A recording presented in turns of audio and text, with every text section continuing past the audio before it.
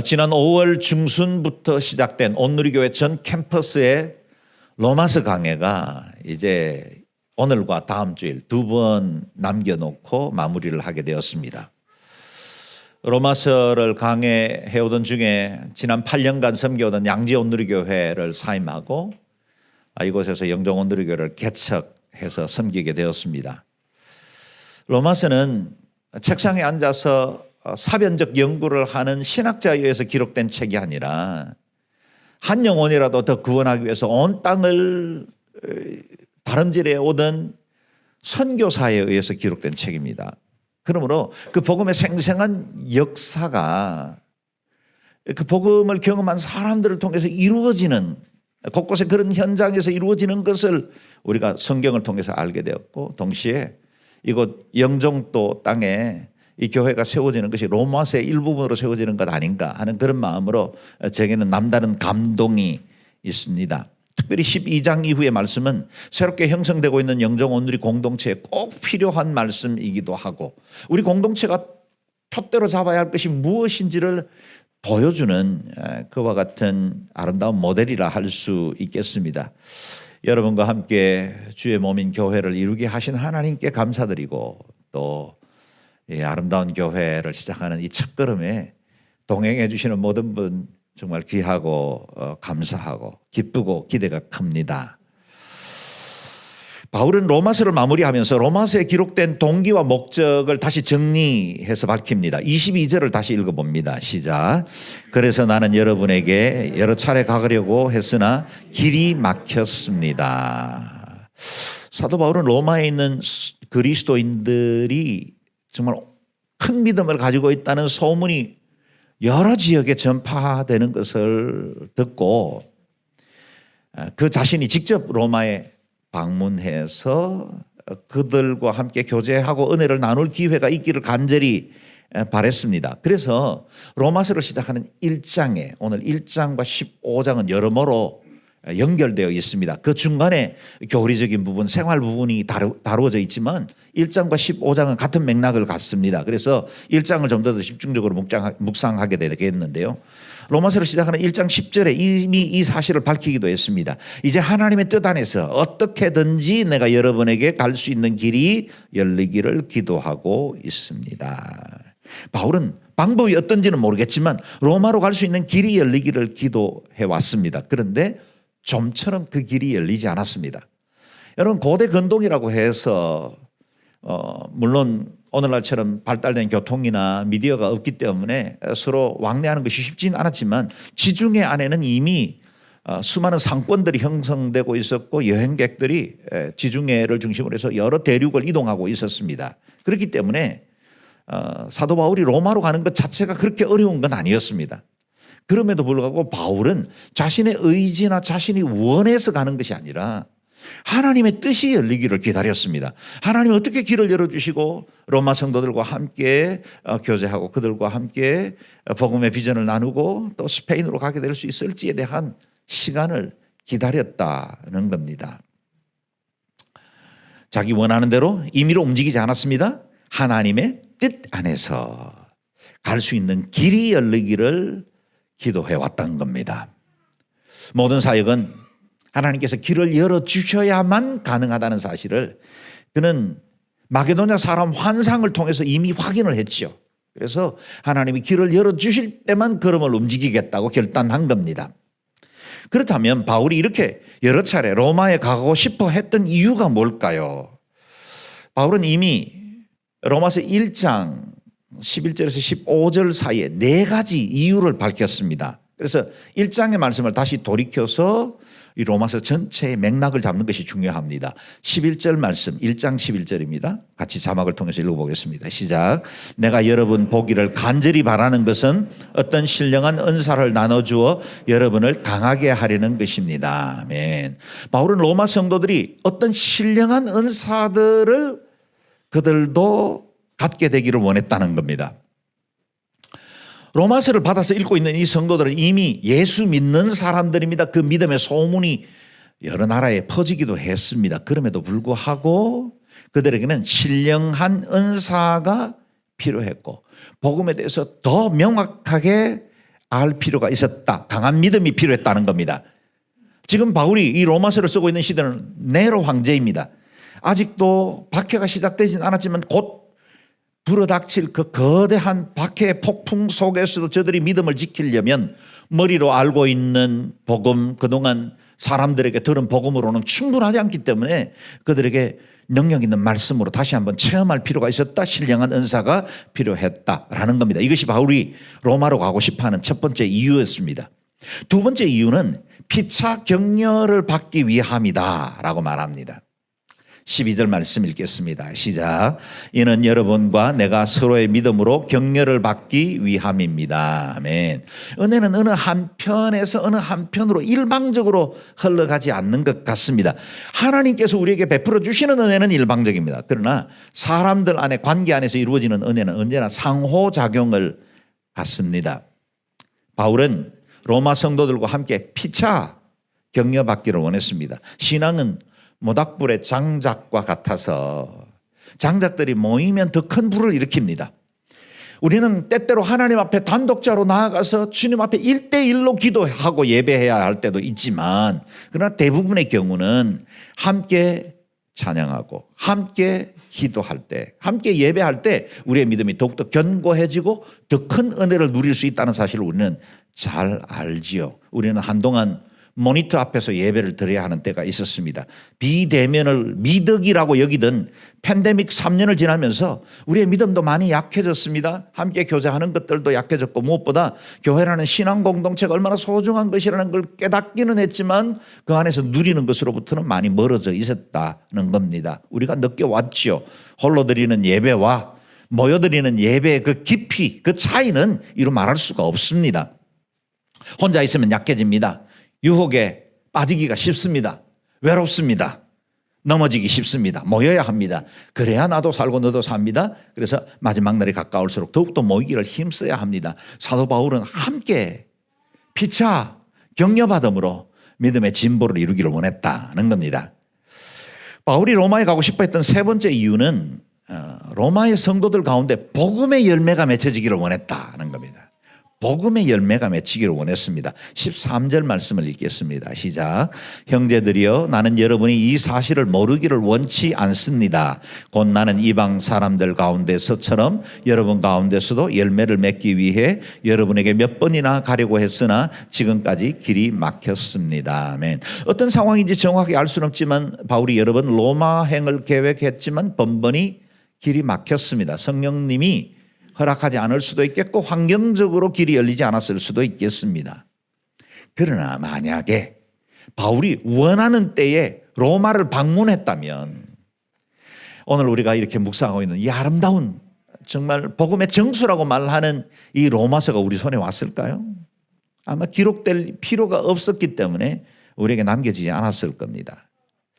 바울의 방문 계획이 계속 막히면서 쓰게 된 편지가 로마서이고 그 로마서가 오늘 2000년 교회 역사에 복음을 가장 잘 정리한 생명의 서신이 되었다는 겁니다.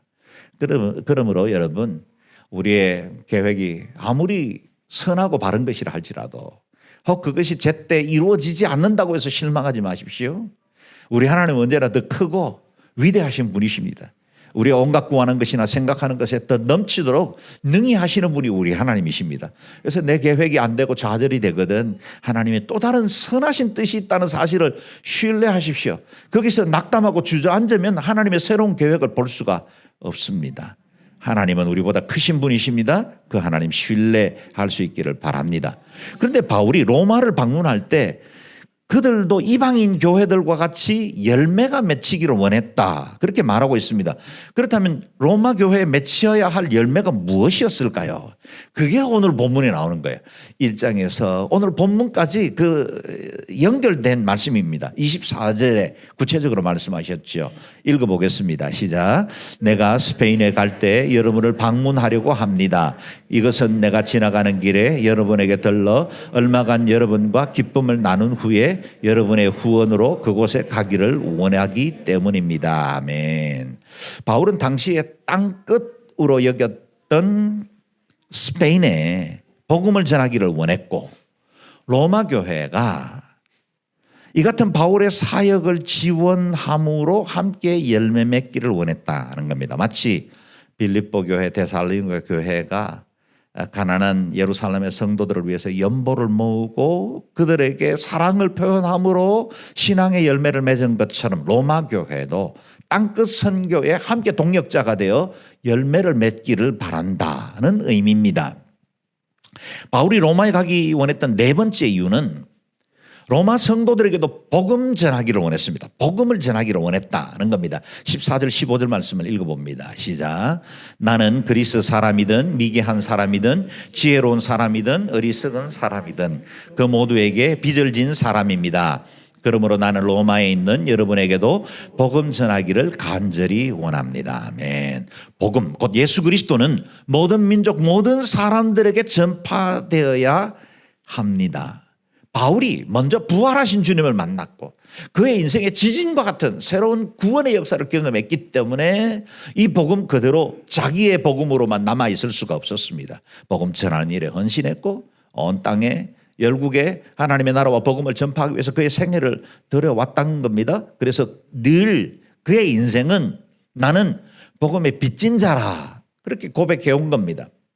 저와 여러분은 복음을 가지는 순간부터 예수 믿어 거듭나는 순간부터 채무자의 인생을 살아야 합니다. 우리는 복음의 채무자입니다. 만약 여러분이 복음을 가졌다면 누구도 예외 없이 빚진 인생입니다.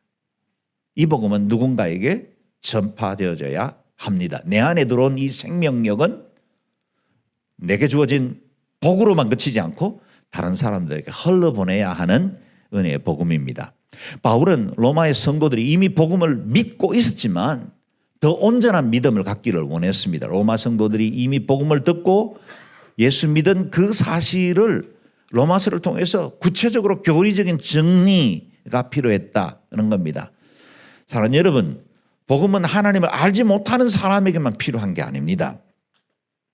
오해 요소가 있겠지만 하나님을 알지 못하는 사람들에게는 당연히 복음이 필요하지만 이미 신앙생활 하는 사람에게도 늘 복음이 필요합니다. 이미 복음을 가졌지만 더 온전한 믿음에 설 수 있도록 다시 복음을 듣고 늘 새로워져야 합니다. 우리가 매주일 예배를 드리면서 다시 복음 앞에 서는 이유도 그것 때문입니다. 우리가 육체적으로 연약하기 때문에 아직은 이 땅 가운데 발을 딛고 살기 때문에 자주 넘어지기도 하고 자주 실패하기도 합니다. 그래서 복음 앞에 다시 새로워져야 하고 구원의 기쁨을 회복해야 합니다. 내 안에 있는 영적 매너리즘을 경계하고 내 속에 다시 한번 영적 능력 그리고 생생한 하나님의 복음을 가지려면 다시 복음 앞에 서야 합니다.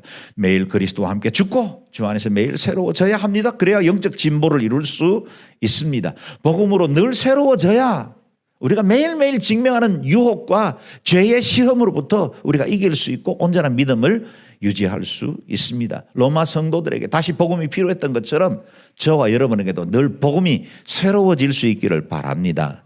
그래서 더 깊은 은혜의 세계로 나아가 복음의 능력 그것을 굳게 붙드는 저와 여러분 되시기를 주의 이름으로 축원합니다. 아멘. 오늘 본문을 보면 바울이 가고 싶어하는 최종 목적지는 로마가 아니라 스페인이었다는 사실을 밝히고 있습니다. 23절, 24절 말씀을 다시 읽어봅니다. 시작. 그러나 이제는 내가 이 지역에서 더 이상 일할 곳이 없고 또 여러 해 동안 여러분을 만나보고 싶은 소원이 있었으므로 내가 스페인에 갈 때 여러분을 방문하려고 합니다. 이것은 내가 지나가는 길에 여러분에게 들러 얼마간 여러분과 기쁨을 나눈 후에 여러분의 후원으로 그곳에 가기를 원하기 때문입니다. 아멘. 지금 바울이 로마서를 기록한 것은 고린도에서였습니다. 이미 3번에 걸친 1, 2, 3차 전도 여행을 이어왔고 고린도는 3차 전도 여행의 마지막 사역지였습니다. 고린도에 1년 반을 머무는 동안 이 지역에서 더 이상 일할 곳이 없다고 여길 정도로 그는 편만하게 복음을 전파해 왔습니다. 그렇다고 해서 모든 사람들이 예수 믿었거나 아가야 지역 모든 곳에 교회가 세워졌다는 의미는 아닙니다.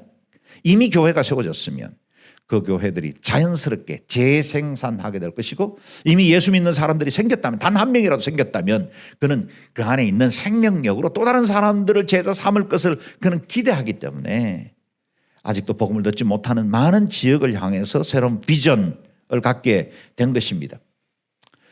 그동안 충분히 사역했습니다. 많이 지칠만 했습니다. 이제는 좀 쉬겠다고 해도 그 누구도 비난하거나 정죄하지 않을 만한 때입니다. 나이도 들었습니다. 그런데 바울의 마음속에는 여전히 새로운 비전이 꿈틀거리고 있었습니다. 바로 땅끝에 대한 거룩한 부담이었습니다. 예수님께서 오직 성령이 너희에게 임하시면 너희가 권능을 받게 될 것이다. 그래서 예루살렘으로부터 시작해서 땅끝까지 이르러 내 증인이 될 것이다. 이 말씀이 바울의 가슴 속에 더 뜨겁게 불타올랐던 겁니다. 주님의 명령이 그를 안주하지 못하도록 밀어내고 있었습니다. 당시 지중해 중심의 세계관으로 보면 땅끝은 서쪽 끝에 있는 스페인이었습니다. 제국 변방, 로마가 형성하고 있는 제국의 가장 변방 끝이 스페인이었고 그것이 존재한다는 사실은 알고 있었지만 그 땅에 누군가 복음이 전파되었다는 이야기는 아직 듣지를 못한 겁니다. 그 누군가가 복음을 위해서 찾아가야 하고 교회를 세워주어야만 했습니다. 그것을 바울은 자신의 부담, 비전으로 삼은 것입니다. 땅끝이며 복음의 불모지인 스페인을 향한 하나님의 마음을 그는 외면할 수가 없었던 겁니다. 바울은 자신이 스페인 전도를 위해서 가는 여정 중에 로마에 들릴 계획을 했습니다. 그리고 로마 교회가 땅끝 선교를 위한 교두보, 다리 역할을 해주기를 바랐다는 겁니다. 성도들이 선교의 후원자가 되어주기를 원했습니다. 세계 중심부 로마에 살고 있는 그리스도인들이 선교를 지원하는 동력자가 되어 이방인 선교의 열매를 함께 맺어가자고 도전한 겁니다. 바울이 로마에 가기를 원했지만 그래도 아직 할 일은 남아 있었습니다. 25절에서 27절 같이 읽어봅니다. 시작. 그러나 지금은 성도들을 섬기는 일로 예루살렘으로 가는 길입니다. 이는 마케도니아와 아가야 사람들이 예루살렘에 가난한 성도들을 위해 기꺼이 얼마를 기부했기 때문입니다. 그들이 기쁨으로 그렇게 했지만 사실 그들은 예루살렘 성도들에게 빚진 사람들입니다. 만일 이방 사람들이 그들의 신령한 것을 나눠 가졌으면 육신적인 것들로 그들을 섬기는 것이 마땅합니다. 아멘. 아마도 예루살렘 그 팔레스타인 인근 지역에 가뭄이 있었고 이로 인해서 가난했던 성도들은 더 경제적으로나 아니면 최소의 필요도 얻지 못하는 어려움 가운데 있었던 것 같습니다. 이 소식을 들은 마케도니아와 아가야 지역에 세워진 이방 교회들이 모교회인 예루살렘 교회의 가난한 성도들을 위해서 후원금을 모았고 바울에게 맡겼습니다. 바울은 로마에 가기 전에 먼저 예루살렘에 가서 헌금을 전달하는 역할을 해야만 했습니다. 먼저는 가난한 이들을 지원하는 것 지체할 수 없었을 겁니다. 이번에도 튀르키예 지진이 있을 때 지체하면 안 되죠. 먼저 누군가가 달려가야 합니다. 그래야 구조도 할 수 있습니다. 그들이 가장 어렵고 절박할 때 도움 줄 수 있었겠죠. 그래서 바울은 땅끝 선교에 대한 긴박성을 알고는 있었지만 먼저 어려운 예루살렘 교회의 가난한 성도들을 위해서 이 헌금 전달한 일을 앞서 행했습니다. 또한 이를 통해 이방 지역의 교회와 예루살렘의 교회가 그리스도 안에서 하나임을 보여줄 수 있어야 했습니다. 한편 이방 지역의 교회들은 예루살렘 교회의 가난한 성도들을 위해서 기쁨으로 물질을 나누었습니다. 이는 귀한 일이지만 바울은 그것이 마땅한 일이라고 표현을 합니다. 여러분, 귀한 물질을 모아서 가난한 성도들을 돌보는 그 일은 너무나 아름다운 일이지만 그 또한 마땅한 일이다. 왜냐하면 이방 교회들은 예루살렘 교회로부터 복음의 빚을 졌다는 겁니다.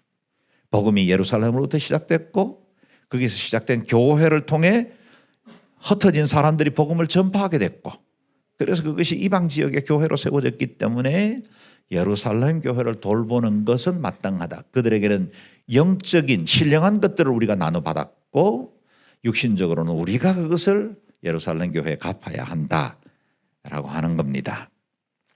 지금도 아직 미복음화되어 있는 이스라엘을 위해서 계속해서 선교하고 기도하는 것이 중요한 의미가 됩니다.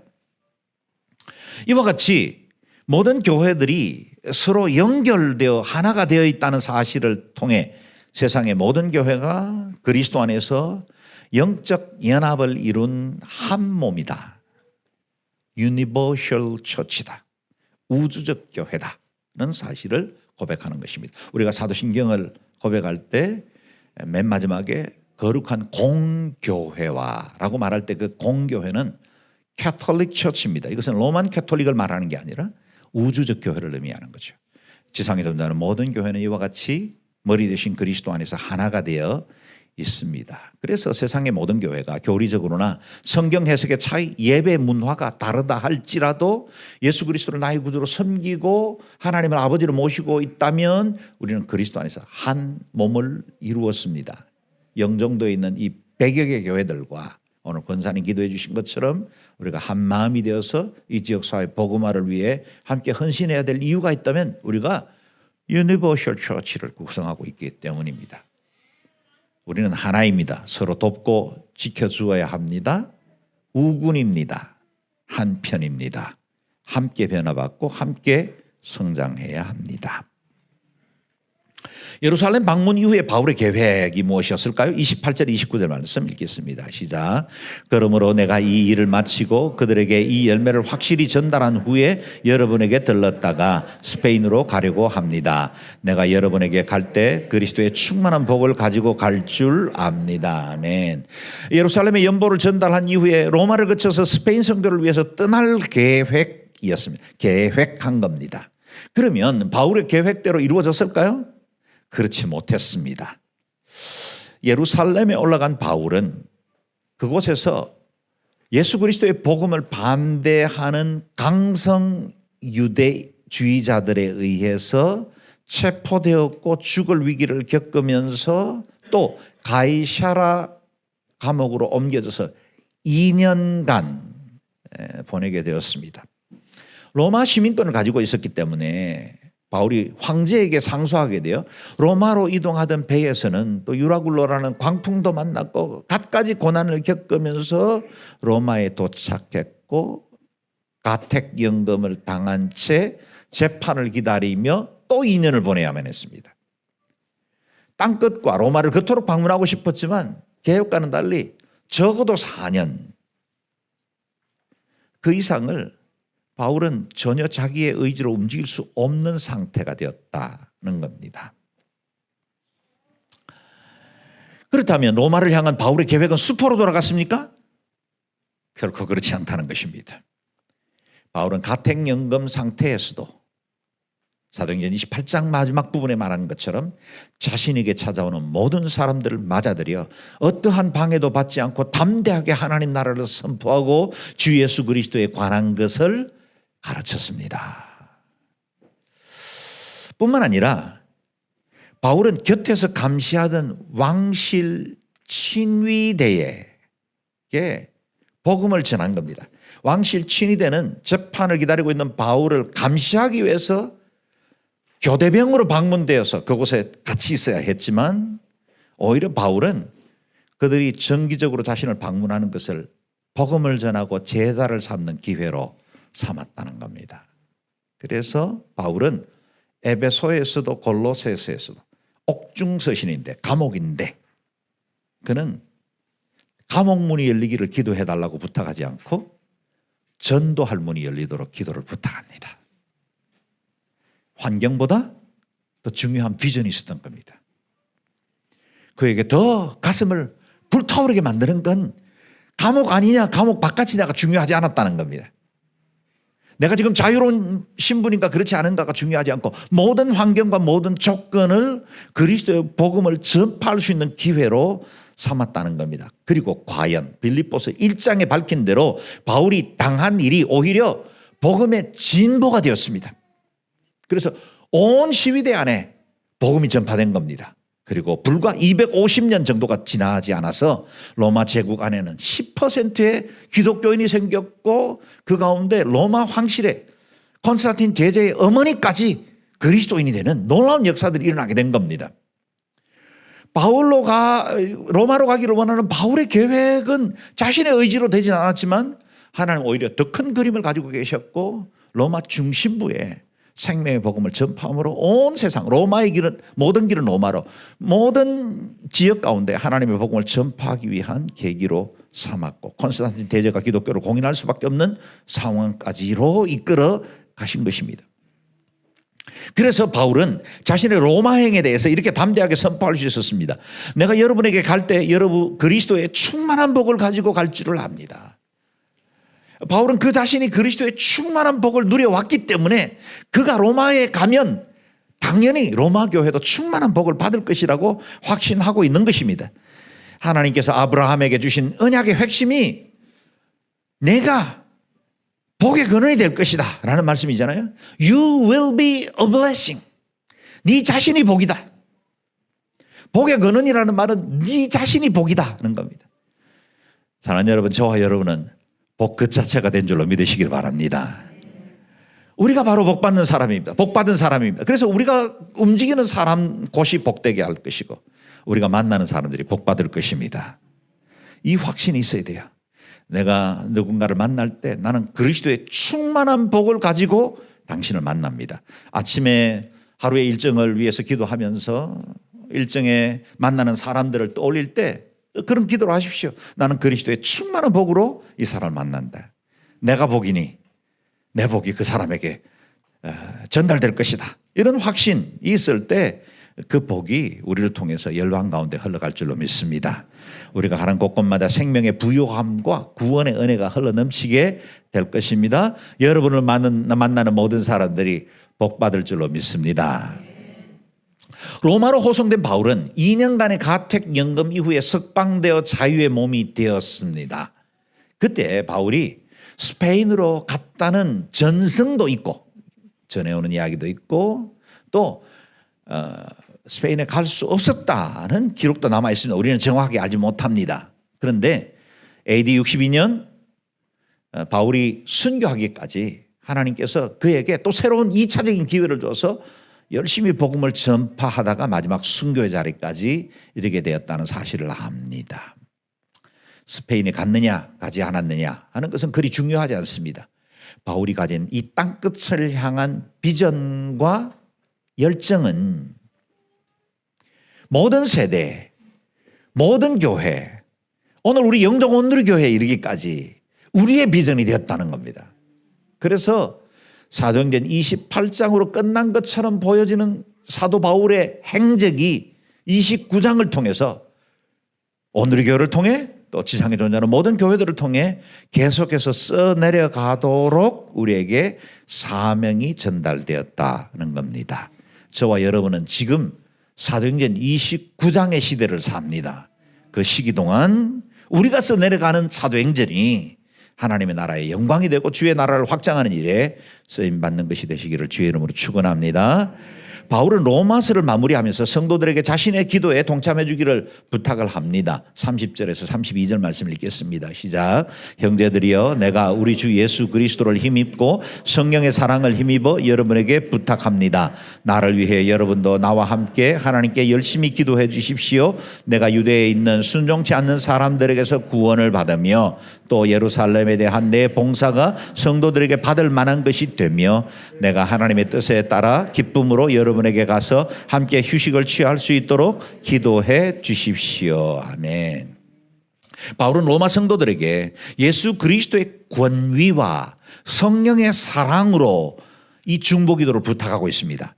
바울이 요청하는 세 가지 기도의 제목이 무엇이었습니까? 첫째는 바울을 해치려고 하는 유대주의자들에게 보호해 주십시오. 실제로 죽이려고 하는 사람들에게서 보호받았죠. 둘째는 예루살렘 성도들에게 이방 교회의 헌금이 잘 받아들여지게 해주소서. 그들에게 연락할 만한 것이 되었습니다. 세 번째, 장차 스페인으로 가는 길에 들리게 될 로마에서 쉼과 회복을 얻을 수 있게 해주소서. 우리 선교사님들로 받는 선교 편지, 기도 편지 요청과 그리 다르지 않습니다. 바울이나 우리 모든 선교사님들은 홀로 사역할 수 없습니다.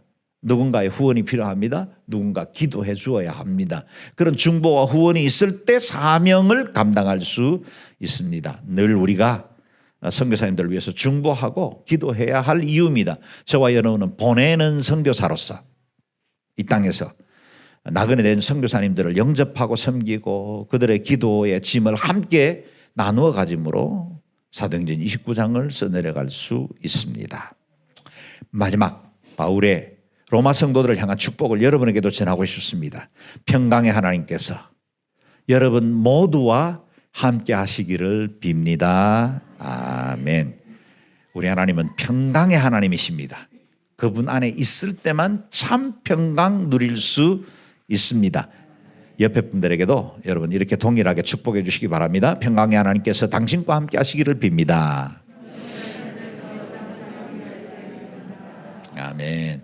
그 평강의 주님이 여러분의 일평생에 함께 하시기를 바랍니다. 기도하겠습니다.